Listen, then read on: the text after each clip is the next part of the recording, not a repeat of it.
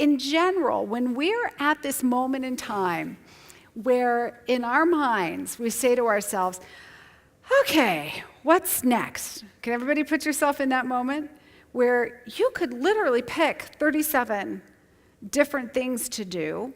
In general, I find that there are 5 different patterns that I've observed how people tend to pick what type of task to do next. Some people do things by what they feel in that moment like working on next, right? So out of that list of 10 things, for example, if we had that easy day, some people would pick something quick, fun, enjoyable.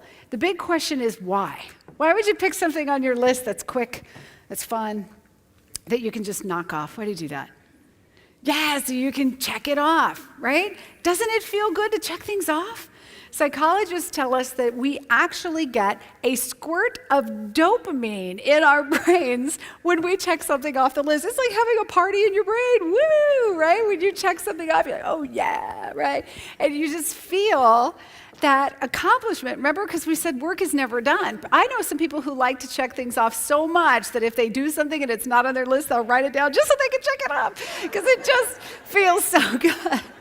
You get this chart, and so what's strange about this pattern is that you're busy, and you are, and you're just checking things off like mad, right? And let's say at the end of the day, you got 9 out of 10 things done. So what's left?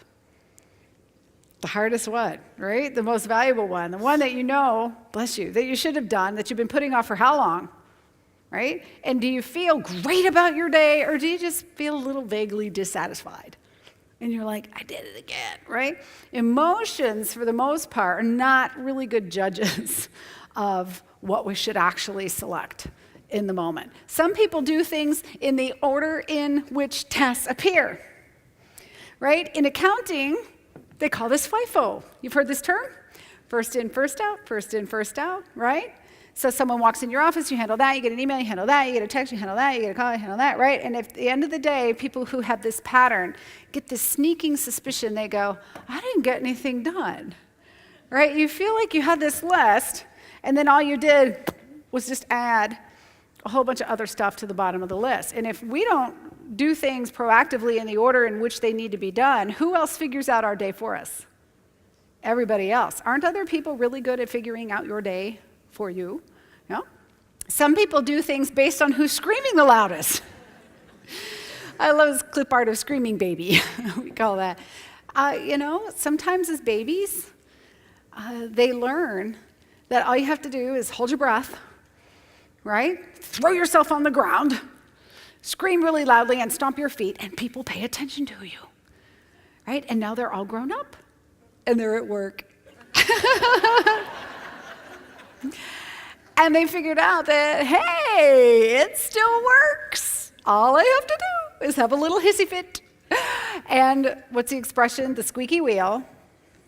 And sometimes for people that haven't learned how to articulate clearly and set good boundaries, and who don't have the ability to stand up to that, some of us succumb. And this could be your pattern. We're going to talk more about that. Some people do them as they think of them. Does anybody talk to yourself? Do you talk to yourself? Do I talk to myself? Yeah, a lot of people who kind of have that running dialogue in their head, right? I should be working on that blog article. I'm going to write the article.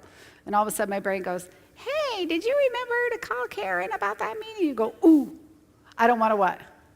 Forget to do that. So just real quick, I'm going to go over, I'm going to call Karen, talk to her, rah, rah, rah, rah, rah. And then when I go back to what I'm working on, now what do you have to say to yourself? You do this. Okay.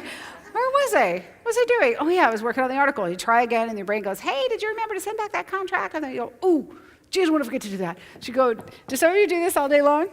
This is what's commonly called multitasking, right? Which is just kind of code for never getting any one thing done. Right? You got this done and that done, but what's happened to this project you're working on? Right? Something that should have taken you 20 minutes, have you ever had it stretch out all day? So that's kind of a symptom of this pattern. The last pattern is what I call by the order of the sticky note. So this is a very random pattern. As I walked into people's offices sometimes, there's like sticky notes all over, like on their monitor. They've got this kind of like pile system going on their desk, like this.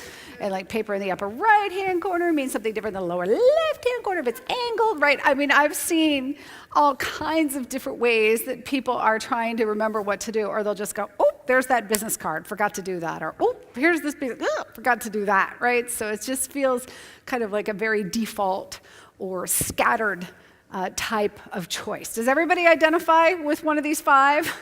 Again, these are typical, and I hope that, being in workshops like this, doesn't it in some way just kind of help you feel a little better? And just know it's not just me.